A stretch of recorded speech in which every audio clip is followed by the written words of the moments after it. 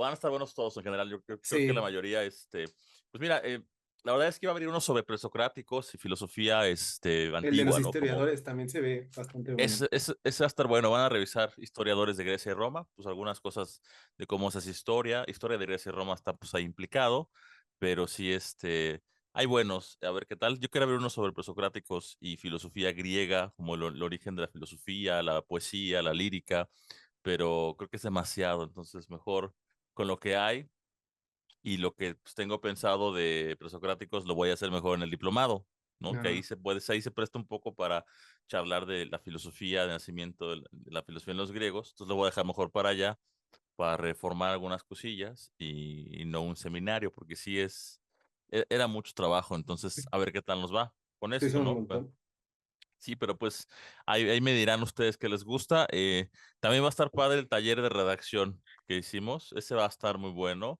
Eh, Digo que está padre porque nunca hemos hecho eso aquí en el centro. Nunca hemos hecho esa clase como de seguimiento, pero creo que también está padre hacerlo y que ustedes aprendan a escribir un texto filosófico como académico, cómo se redacta, cómo se investiga, porque yo les he dicho muchas veces a los alumnos y la gente que estudia con nosotros que no es lo mismo leer filosofía por placer, porque pues, te gusta y lo disfrutas, ¿no? Y a lo mejor piensas las ideas y, qué padre idea. No es lo mismo hacer esa clase de lectura que decir, voy a leer este texto porque quiero desmenuzarlo, entenderlo y además quiero yo producir algo como propio, ¿no? Una interpretación propia, ¿no? Y cómo planteo eso, cómo lo organizo, cómo investigo, cómo saco citas, cómo cito, todo eso vamos a ver ahí y yo creo que va a estar padre con Erika, bueno, va a estar Erika, tú conoces a Erika también, ¿verdad? Entonces Sí, sí, sí, sí. ahí va a estar la doctora Erika, va a estar, pues bueno, interesante. Esperemos a ver qué tal para el siguiente Súper. año, pero mientras, lo que nos trae, digamos, acá es el buen Espinosa. Ya dijimos un poco, la sesión anterior nos quedamos por acá discutiendo estas ideas de cómo es que en una parte sobre el alma aparece un tratado de física o un mini esbozo de la física de este Spinoza. Y simplemente hay que decir que no es, digamos, extraño para Spinoza. Y de hecho él nos decía, si recuerdan, que para poder conocer el alma necesitamos, y para entender la complejidad del alma, necesitamos entender la complejidad del cuerpo y por qué el cuerpo humano tiene esa complejidad y esa diferencia que lo separa de todos los demás cuerpos, ¿no? Porque apela mucho Spinoza a eso, ¿no? La idea de la complejidad y cómo se componen los individuos, ¿no? Entonces ahí nos quedamos un poco la sesión anterior. Da unos postulados, ¿no? Que realmente no son, digamos, distintos de la física moderna, del mecanicismo. Justamente en ese sentido, Spinoza es un filósofo muy como ad hoc, o sea, como conocedor de la física de su tiempo, de las explicaciones mecanicistas, ¿sí? Nosotros entendemos el mecanicismo como la idea de que para poder explicar los cuerpos o para poder entender el mundo físico, material, hay que atender a propiedades como el movimiento y magnitudes que poseen los cuerpos que se puedan cuantificar. Es una suerte, bueno, también hay que decirlo así, el, el mecanicismo moderno es una forma como de materialismo. Sí, o sea, si adoptamos una postura mecanicista del universo, podemos casi afirmar que lo que podemos explicar y conocer de la realidad es la materia, el aspecto material o físico del universo, ¿no? Y ahí Descartes es también un antecedente importante. Descartes es con la sustancia extensa, esta sustancia que ocupa un lugar en el espacio, que tiene profundidad, tridimensionalidad, y la materia inerte. Recordarán ese ejemplo de la vela, de las meditaciones, ¿no? Que o sea, tengo una vela, la vela se derrite y ¿qué es esta cosa? Es una sustancia extensa, ese que tiene propiedades, pero en realidad son propiedades que quizá permanecen aunque la forma cambie, pero es extensión. El mundo material es pura extensión y Spinoza estaría pensando un poco también el mecanicismo de esa manera, ¿no? El mundo de los cuerpos, a final de cuentas, porque Spinoza no es igual que Descartes, a final de cuentas, tiene su diferencia. Entonces, por ahí, esa es sería un poco la idea, ¿no? El movimiento, ¿sí? El movimiento es esencial. Si los cuerpos se explican a partir de movimientos. Y justamente, nada más para como un poco de lo que iremos viendo, ustedes creen, bueno, y así lo cree Spinoza, ¿no? Como que todo lo que existe en la naturaleza, incluido el hombre, tiene una explicación mecánica en tanto cuerpo. Otra vez, en tanto que tenemos cuerpo, nuestro cuerpo se entiende a partir de las leyes de la física, de igual manera. Pero lo que resulta como sorprendente también de Spinoza es que va a decir, los afectos, las pasiones, son como, se van a entender también como a partir de choques, de movimientos, de tendencias digamos, del ánimo humano, de nuestro interior, tendencias, movimientos que tienen que ver con nuestros choques con el mundo también, o sea, nuestros contactos con el mundo y con los demás seres humanos. Ahí surgen las pasiones. Entonces, el paradigma mecanicista de Spinoza de aceptar el movimiento y las propiedades que podemos observar de las cosas como paradigma explicativo es algo que él adopta para explicar el mundo interior del hombre. Entonces, al mundo interior del hombre también se entiende como una suerte de movimientos entre pasiones y choques con otros objetos. Entonces, todo de alguna manera se entiende así. Y eso es una explicación que les digo, no es algo que Spinoza esté innovando, o sea, eso Spinoza no lo inventa, es algo de la modernidad característico, una concepción materialista, fisicalista, con una explicación mecanicista, causas y efectos, causa-efecto. Lo que explica un efecto es su causa, siempre, ¿no? Para poder explicar la naturaleza, los modernos lo que hacen mucho es, tengo un efecto, busco la causa y hago una conexión causal necesaria entre el efecto y la causa. Y así explican el mundo, ¿no? Cuando ustedes podrán verlo también en otros aspectos políticos, ¿no? Y hay otros ejemplos de esto, ¿no? Para que no nos perdamos tanto en esto, solo quería un poco dejarlo claro. Spinoza es muy radical en esto. Entonces radicaliza este punto de vista mecanicista, pero solo en cuestión de los cuerpos, ¿sí? Noten eso, solo en cuestión de los cuerpos, la física mecánica de la modernidad es la ley. Y Spinoza nos hace un pequeño esbozo aquí muy eh, mínimo, que esto no sería toda la física, obviamente. Son como algunos lemas, presupuestos básicos del mecanicismo, pero que en realidad a él le sirven para mostrarnos cuál es la necesidad de entender a los cuerpos también, porque el alma es, en alguna medida, la idea del cuerpo, ¿no? Y lo dice, lo veíamos por acá, ¿no? Bueno, eso es muy sencillo, ¿no? ¿De qué se compone la naturaleza? Hay cuerpos simples, cuya distinción se da por el movimiento, el reposo, rapidez y lentitud. Vean cómo muchas de las propiedades están asociadas con el movimiento, ¿no? Y hay cuerpos compuestos que son cuerpos que se componen de cuerpos simples, ¿no? Esta, esto también tiene que ver con la cuestión del mecanicismo y de la explicación de la modernidad, ¿eh?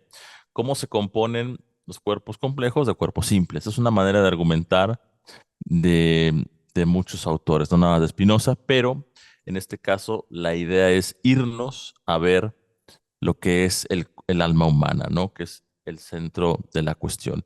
Hasta aquí, algo que quisieran comentar al respecto de esto, Everardo, Marlon, Elías, ¿no? ¿Todo correcto? Bueno, esta proposición del lema, esto me interesa bastante, ¿no?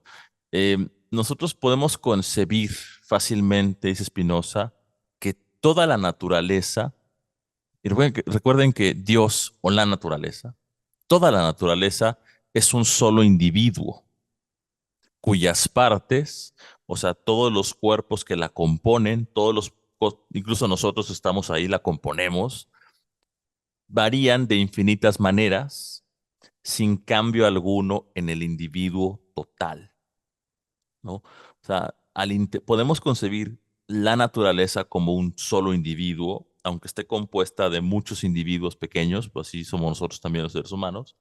Nuestro cuerpo se compone de cuerpos que se componen de cuerpos y cuerpos más pequeños, así hasta ser nosotros mismos.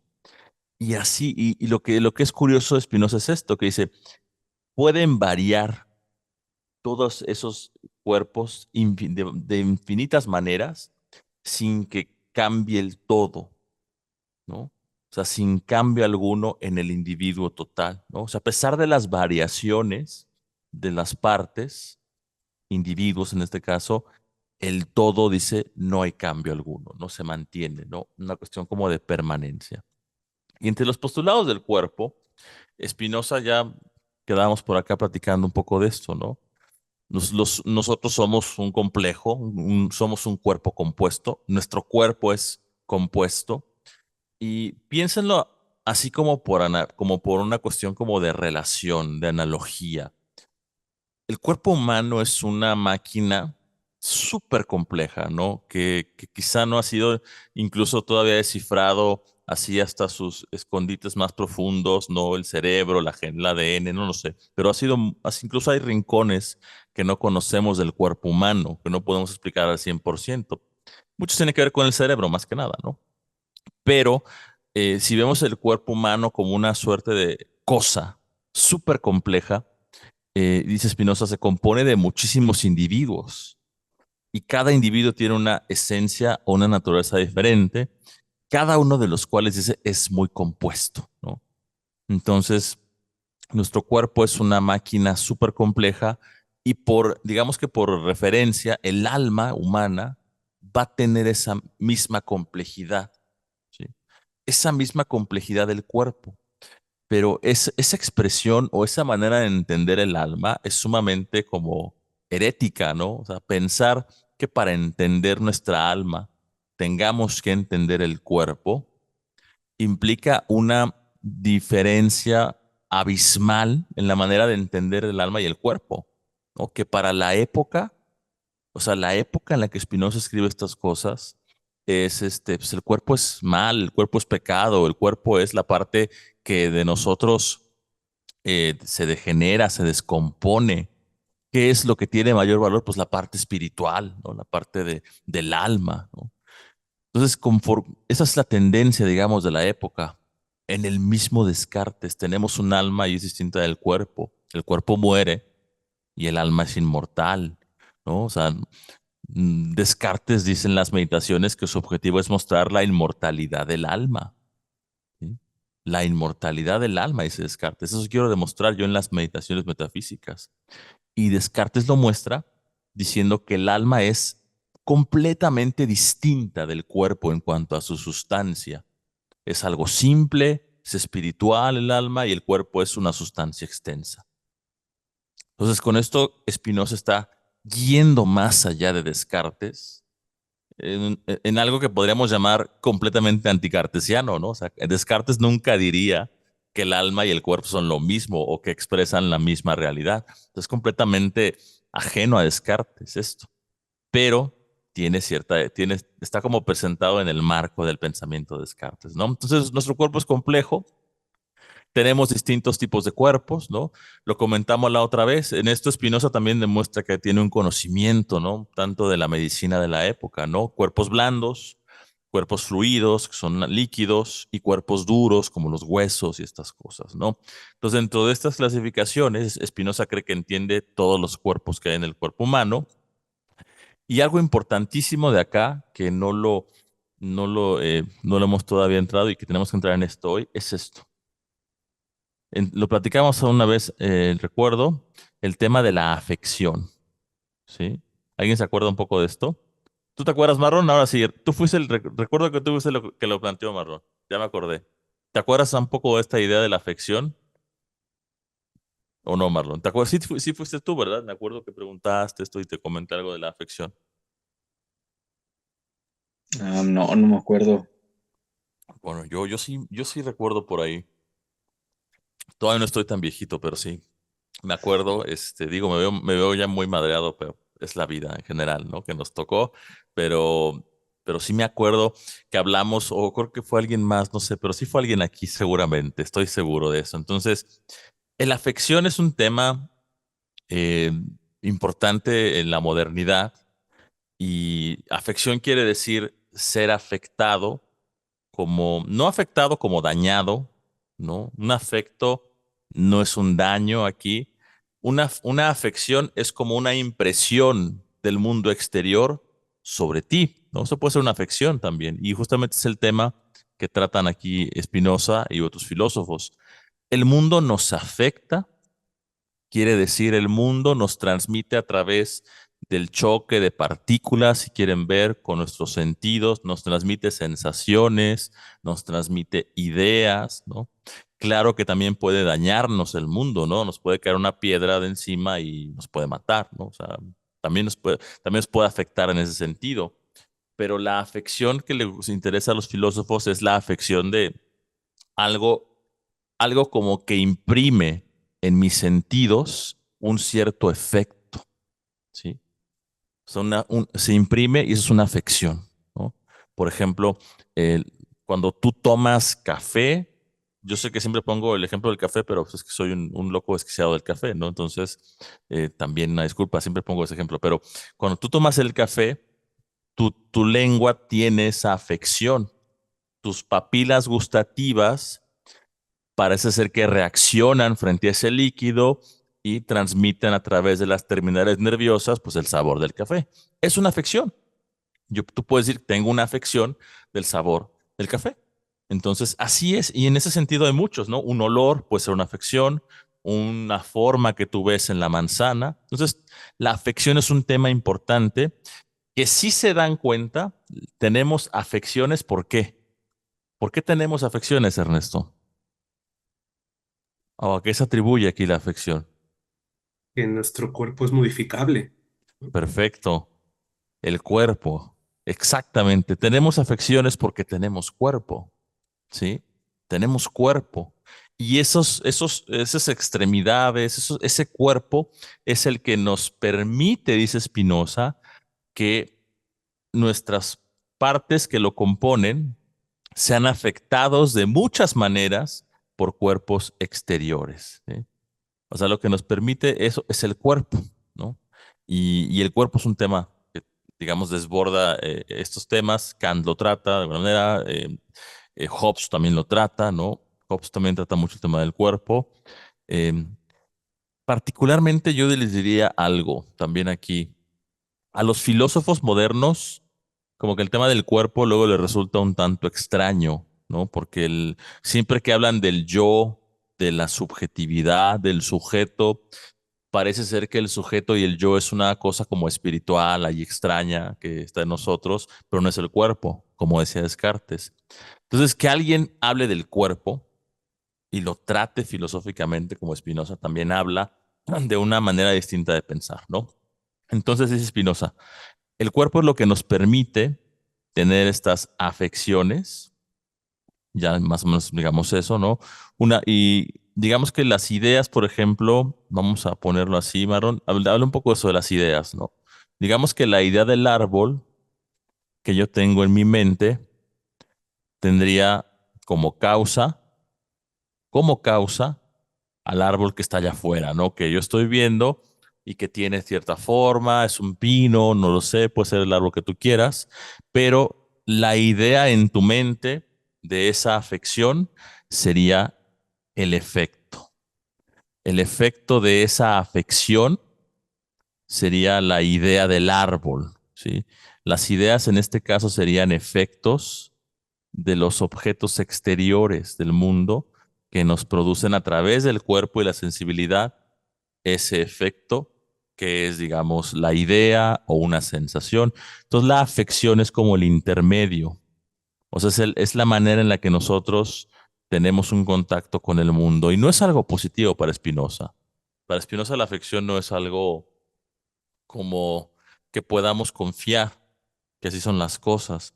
Porque nosotros, vamos a ponerlo así, si estamos frente a una casa, Marlon, y yo estoy en la parte de acá y tú en la parte trasera, del otro lado, y vamos recorriendo la casa, tú vas para acá y yo voy para acá, podríamos decir que nuestra afección, o sea, la manera en la que vamos adquiriendo una imagen de la casa es diferente, ¿sí? Es diferente.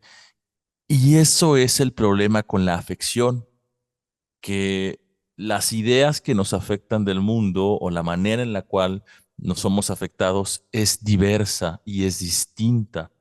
Por lo tanto, a partir de la afección, no es muy confiable que podamos generar una imagen objetiva del mundo, ¿sí? Una imagen objetiva del mundo no es muy fácil a través de la afección. Y la afección es cuerpo y es sensibilidad. Y Spinoza, recuerden que es un racionalista que dice, no, la afección no es el conocimiento, no es la sensibilidad, no es la imaginación. Pero sin embargo, lo está tratando, ¿no? Está tratando de explicarlo. Y esto es interesante también. Es el cuerpo humano necesita para conservarse de muchísimos otros cuerpos y es como si estos lo regenerasen continuamente, ¿no? Necesitamos alimentarnos, ¿no? Y el alimento es un cuerpo que consume otros cuerpos. La carne, ¿no? Los animales también son cuerpos que consumen otros cuerpos que necesitan para poder seguir subsistiendo y de alguna manera se regeneran continuamente. Es como si nos regeneráramos, dice, ¿no?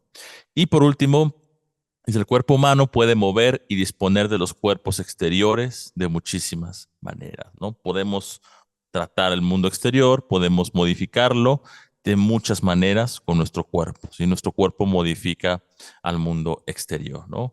Para ir, digamos, avanzando. Esos son algunos postulados, lo cual quiere decir que estas cosas tienen una garantía de que son verdaderas, son postulados verdaderos y que hay que tomarlos como tales, ¿no? Entonces, para ir avanzando un poco esta parte, lo que les decía, el alma humana, vean lo que decíamos, si el cuerpo humano es apto para ser afectado de muchísimas maneras, el alma humana, dice, también es apta para percibir muchísimas cosas y más apta cuanto de más maneras puede estar dispuesto el cuerpo.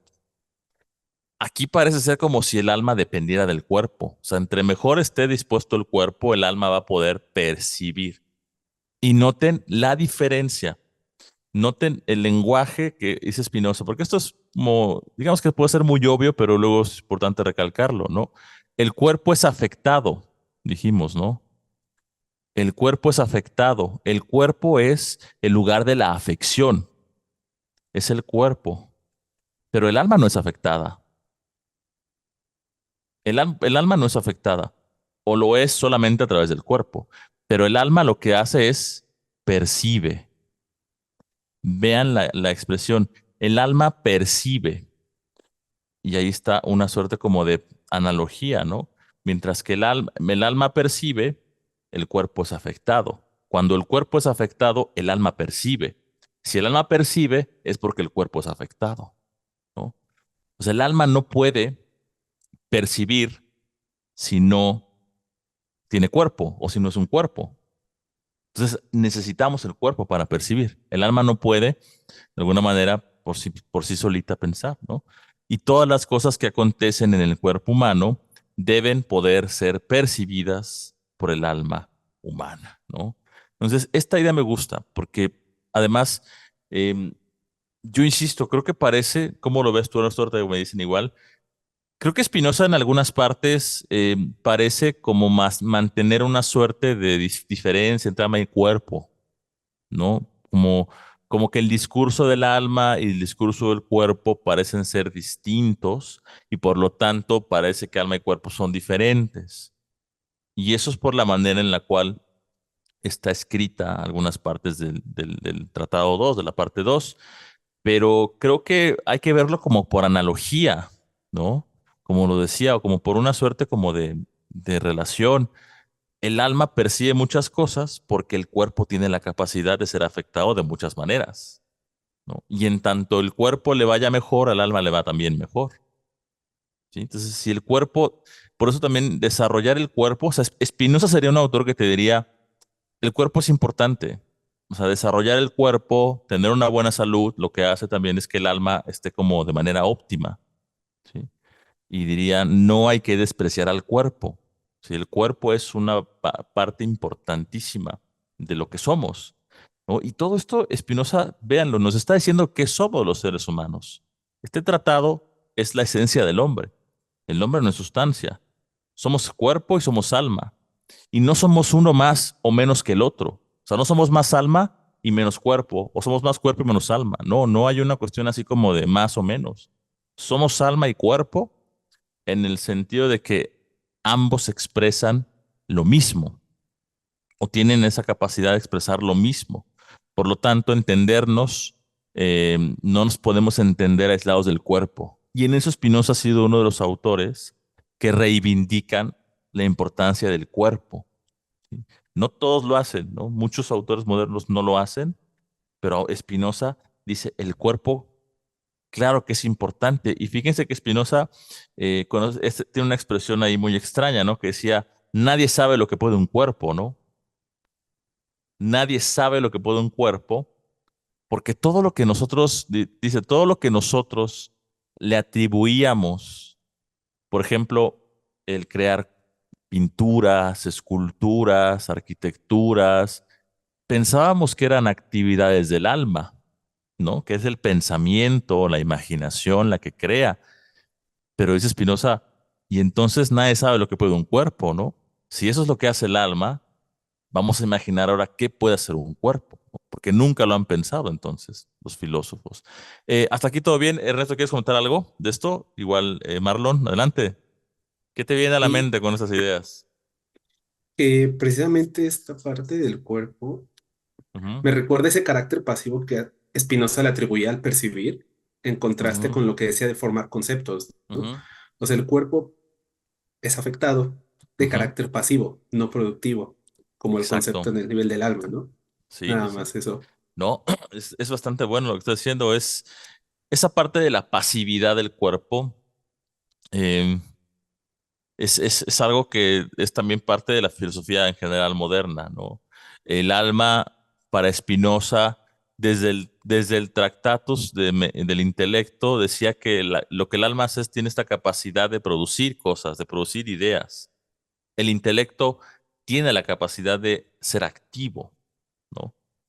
Claro que el alma, vamos a ponerlo así, un poco para que también no, creo que no se confunda, yo no quiero que se confunda esto.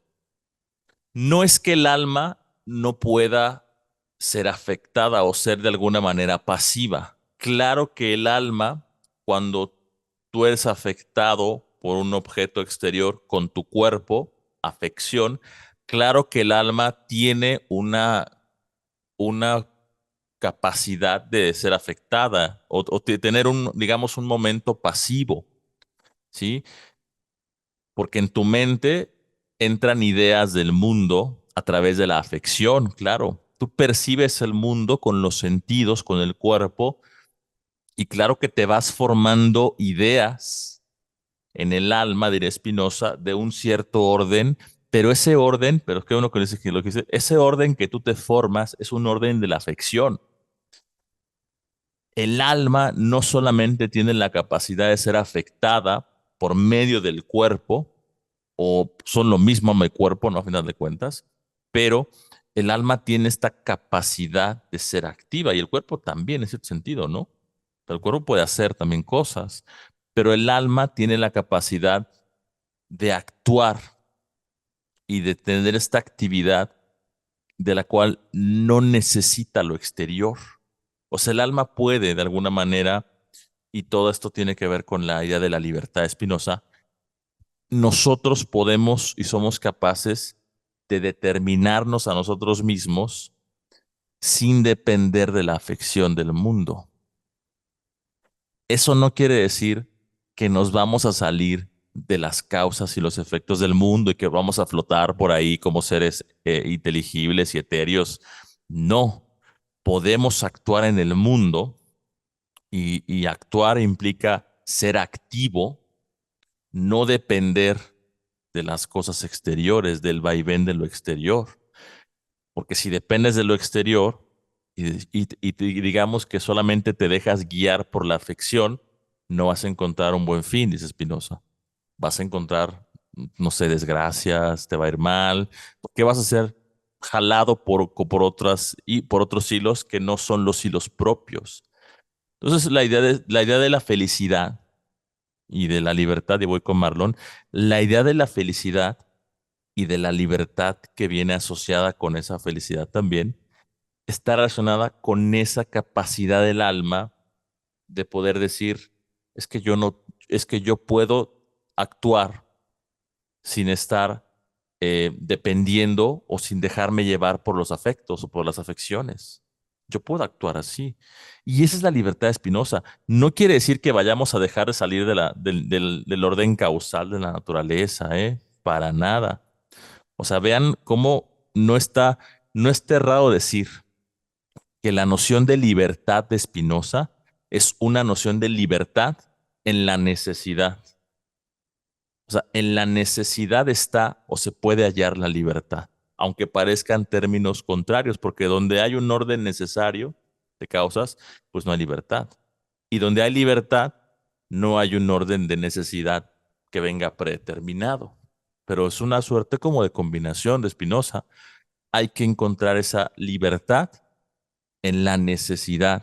Y esa libertad está dada cuando tú te activas o te determinas a ti mismo a través del alma, que es la parte, digamos, que puede crear un orden de las cosas adecuado, ¿sí? No la afección. Es el alma la que va a ordenar las cosas a través del intelecto y de la razón. Maron, te escucho. Gracias igual, Ernesto, por comentarlo eso. Bueno, ahorita estoy, Los demás iguales, quieren comentar adelante, todos igual, participen si quieren. Dime, Marlon. bueno, estoy un poco confundido con mis ideas ahora. Quería plantear una pregunta, pero de repente se tornó un poco rara, pero voy a tratar de plantearla.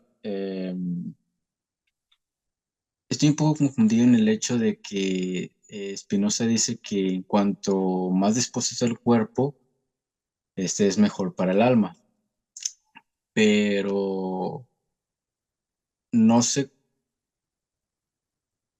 cómo eso encaja en la idea en otra idea de Spinoza que dice de que el mismo orden de las cosas es el mismo orden de las ideas.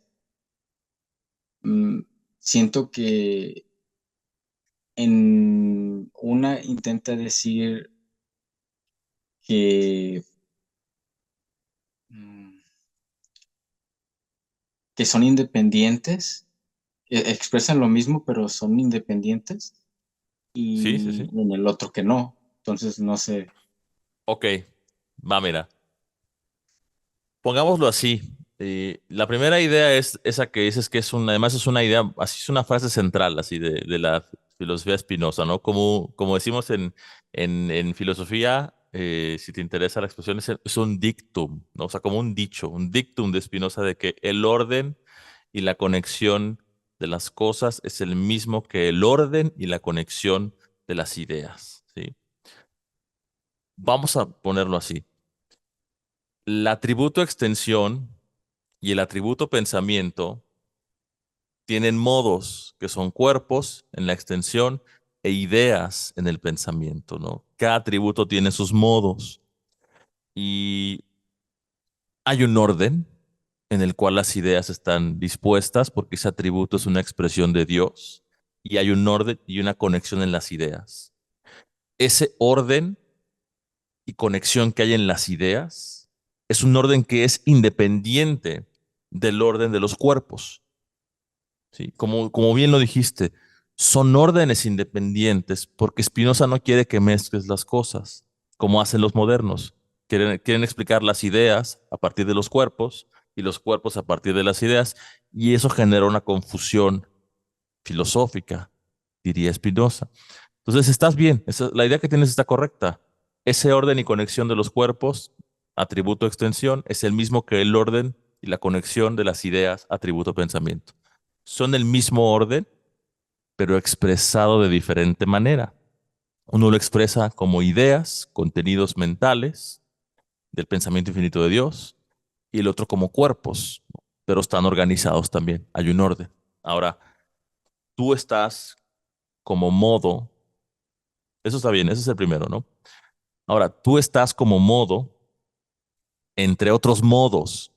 Tu Marlon es un modo que es alma y cuerpo, que es lo mismo en teoría, y, y estás en relación con otros modos, ¿no?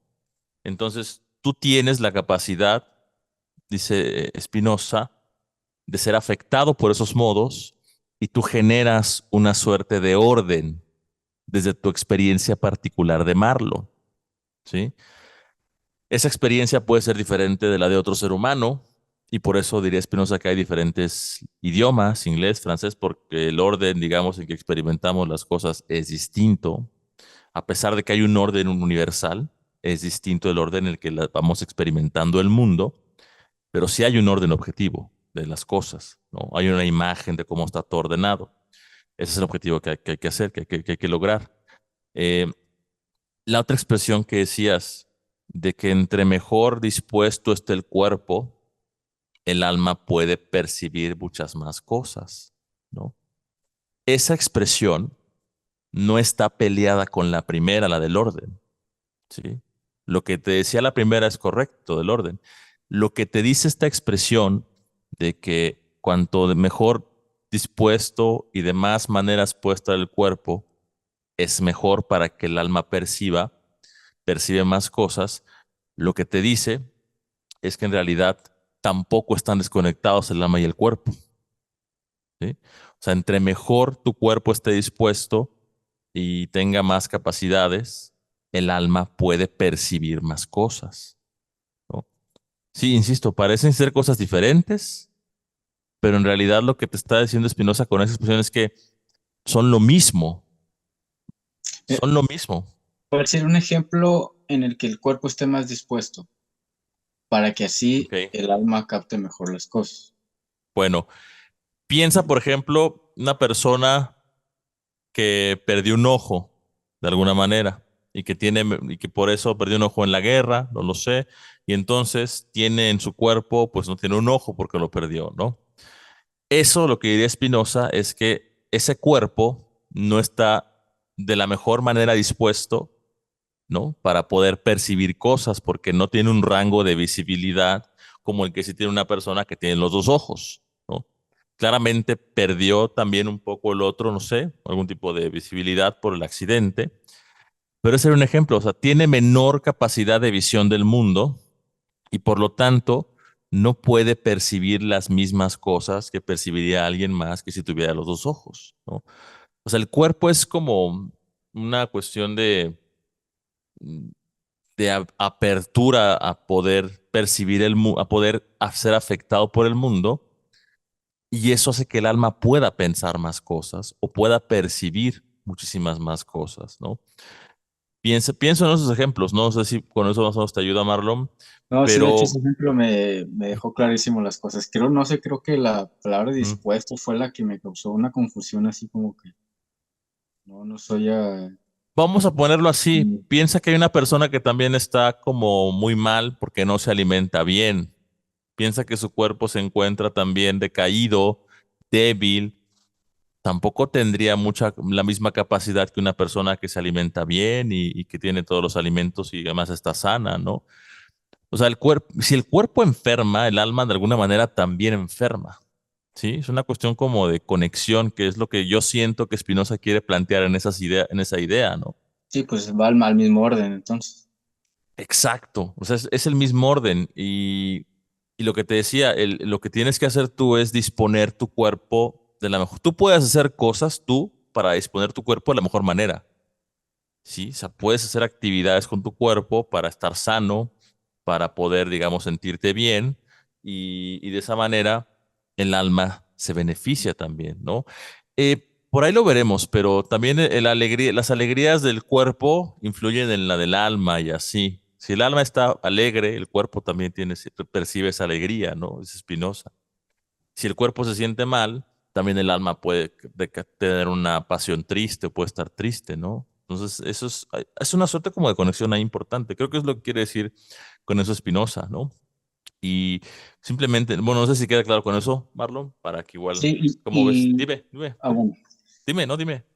Y no podría ser también al revés, Ujú, que entre más dispuesto esté el alma también es mejor para el cuerpo, porque exacto. ahorita que pones el ejemplo de, por ejemplo, si una persona se alimenta bien o mal, Ujú, eso Ujú, va a afectar el alma. ujú. Pero, por ejemplo, lo pongo ahora en cuestión de sentimientos.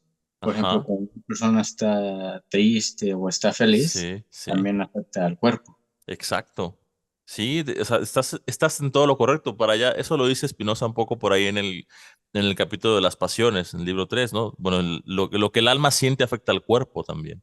Si el alma se siente triste, puede afectar, y de hecho afecta al cuerpo, que es ella misma. O sea, recuerda que el alma es la idea del cuerpo, y el cuerpo es el objeto de la idea, que es el alma.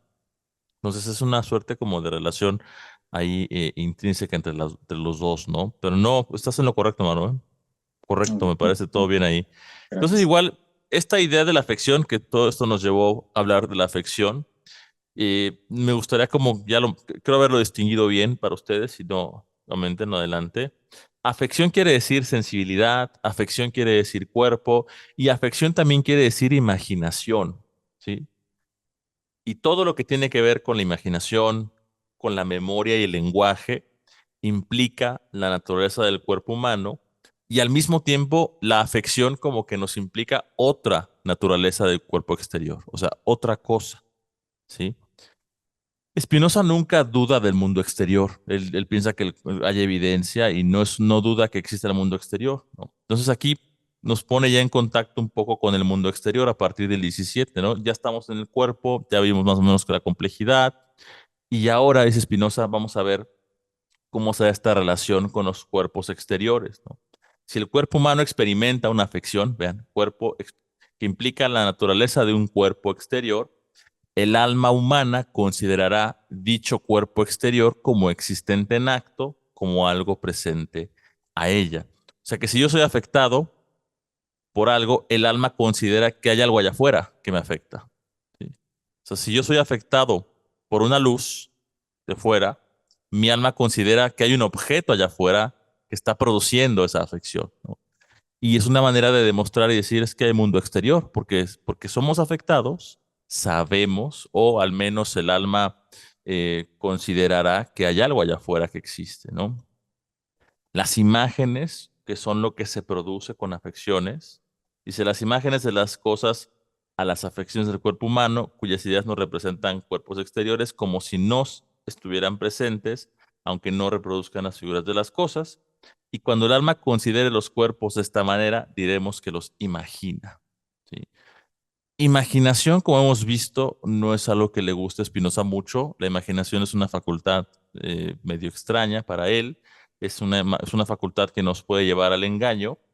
Cuando nosotros consideramos a los cuerpos como a partir de la afección, lo que decimos, dice Spinoza, es que el alma los imagina, no los conoce, los imagina.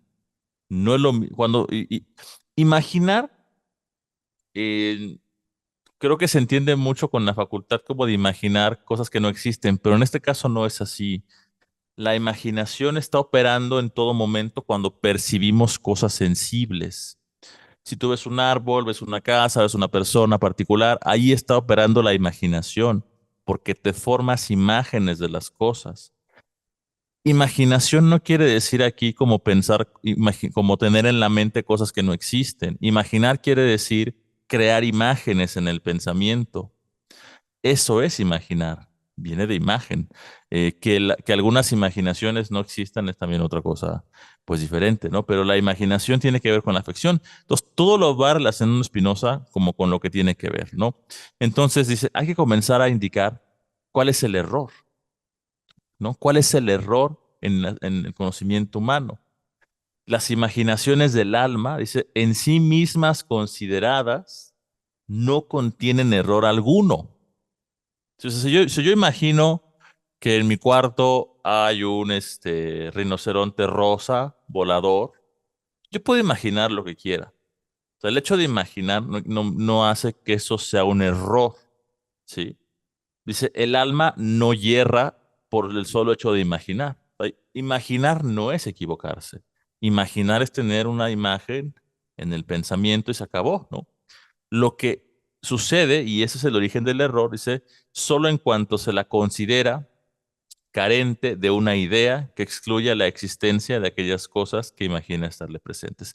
Eso es un poco más complejo, pero Spinoza dice que si tú crees que hay un elefante o un rinoceronte rosa en tu cuarto y que está flotando y tienes esa imaginación, tendrías que tener una idea que te diga que eso está equivocado.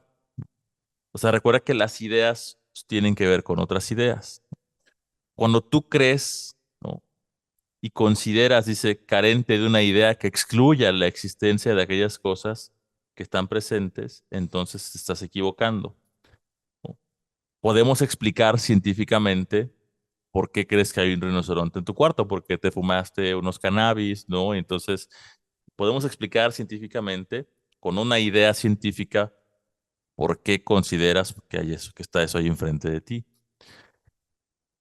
Un ejemplo más claro de esto sería el siguiente. Nuestra idea del sol. A ver, tenemos una idea del sol, ¿no? Que si, la idea del sol que viene de la afección, esa imagen que tenemos del sol nos dice que es muy pequeño, que es muy pequeñísimo. Pero la idea, digamos, de la ciencia nos dice que el sol es trillones de veces más grande que la Tierra, ¿no? Que la Tierra es esto y el sol es esto, ¿no? El hecho, digamos, de que tú imagines que el sol es de este tamaño, no es un error, ¿sí? Es un error, dice Spinoza, que imagines, o más bien que consideres que así es el sol. Pero si tienes una idea científica que excluye esta idea, entonces ya tienes una manera de entender el conocimiento y de eliminar el error. No dejas de imaginar, o sea, no dejas de ver el sol pequeño, pero ya tienes una idea científica que te explica por qué es así. Em, las ideas que explican nuestros errores, o sea, así nos digan que el sol no es así de pequeño, vamos a seguir viéndolo así.